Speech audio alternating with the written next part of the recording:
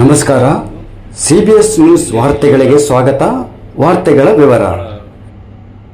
ರೈತರಿಗೆ ದೊಡ್ಡ ಹಾನಿ ಆಗ್ತದೆ ಮತ್ತು ಅವ್ರಿಗೆ ಇರ್ತಕ್ಕಂಥ ಇವತ್ತಿನ ಕೈಗಾದಲ್ಲಿ ಇವತ್ತು ಜನರಲ್ಲಿ ಆತಂಕ ಒಂದು ಭಯ ಮೂಡಿಸ್ತಕ್ಕಂಥ ಕೆಲಸ ಆಗಿದೆ. ಅಲ್ಲಿ ಯಾವ ಬೆಳೆ ಸರಿ ಬೆಳೀತಾ ಇಲ್ಲ. ಅಲ್ಲಿ ಎಲ್ಲ ಜನರಿಗೆ ಹಳ್ಳಿ ಇರ್ತಕ್ಕಂಥ ಜನರಿಗೆ ಅಲ್ಲಿ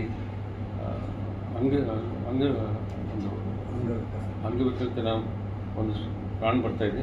ಮತ್ತು ಮುಂದೆ ಮಕ್ಕಳಿಗೆ ಹುಟ್ಟತಕ್ಕಂಥ ಮಕ್ಕಳು ಕೂಡ ಒಂದು ಅಂಗವಿಕಲತನ ಬರ್ತಕ್ಕಂಥ ಒಂದು ರಿಪೋರ್ಟ್ ಕೂಡ ಇದೆ. ಒಂದು ವರ್ಷದಿಂದ ಈ ಕೊಪ್ಪಳ ಜಿಲ್ಲೆಯಲ್ಲಿ ಅನುಸ್ಥಾವರದ ಒಂದು ವಿಷಯ ನಡೀತಾ ಇತ್ತು. ಭಾಳಷ್ಟು ಕಡೆ ವಿರೋಧ ವ್ಯಕ್ತವನ್ನು ಜನರು, ರೈತರು, ಸಾಹಿತಿಗಳು, ರಾಜಕಾರಣಿಗಳು ಎಲ್ಲರೂ ಸೇರಿಕೊಂಡು ವಿರೋಧವನ್ನು ವ್ಯಕ್ತಪಡಿಸಿದರು. ಮೊದಲನೇದಾಗಿ ಅರಸನಕೇರಿಯಲ್ಲಿ 6,000 ಎಕರೆಯನ್ನು ನೋಡಿದರು, ಕೊಪ್ಪಳ ತಾಲೂಕು ಅರಸನಕೇರಿ. ಆದಮೇಲೆ ಕನಿಗೇರಿ ಹತ್ರ, ಮುಸ್ಲಾಪುರ ಹತ್ರ, ಕರಡಿ ಗುಡ್ಡ ಹತ್ರ ಕೂಡ ನೋಡಿದರು. ಅಲ್ಲಿ ಕೂಡ ಎಲ್ಲ ಹೋರಾಟ ಮಾಡಿ ಕೊನೆಯದಾಗಿ ಹಿರೇಬೆಳಕಲ್ ಹತ್ರ 8,000 ಎಕರೆ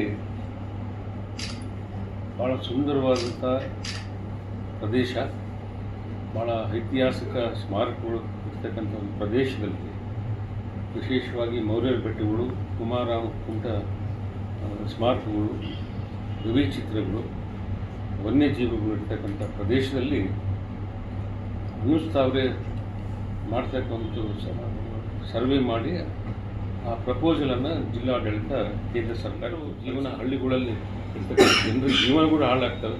ಅದರಿಂದ ನಾನು ಇವತ್ತು ರಾಜ್ಯ ಸರ್ಕಾರ, ಕೇಂದ್ರ ಸರ್ಕಾರವನ್ನು ಎಚ್ಚರಿಕೆ ಕೊಡ್ತಾಯಿದ್ದೀನಿ. ಇವತ್ತು ಭಾಳ ದೊಡ್ಡ ಮಟ್ಟದಲ್ಲಿ ಭಾಳ ನಾವು ಹೋರಾಟವನ್ನು ಮಾಡಬೇಕಾಗ್ತದೆ. ಅದರಿಂದ ತಾವು ದಯವಿಟ್ಟು ಇದನ್ನು ಹಿಂದೆ ತೊಗೊಂಡು ನೀವು ಬೇರೆ ಜಿಲ್ಲೆಗಿಂತ ಬೇರೆ ರಾಜ್ಯಕ್ಕೆ ನೀವು ತೊಗೊಂಡೋದ್ರೆ ಇನ್ನು ಒಳ್ಳೆಯದಂತೇಳಿ ಈ ಸಂದರ್ಭದಲ್ಲಿ ನಾನು ವಿನಂತಿ ಮಾಡ್ತೀನಿ.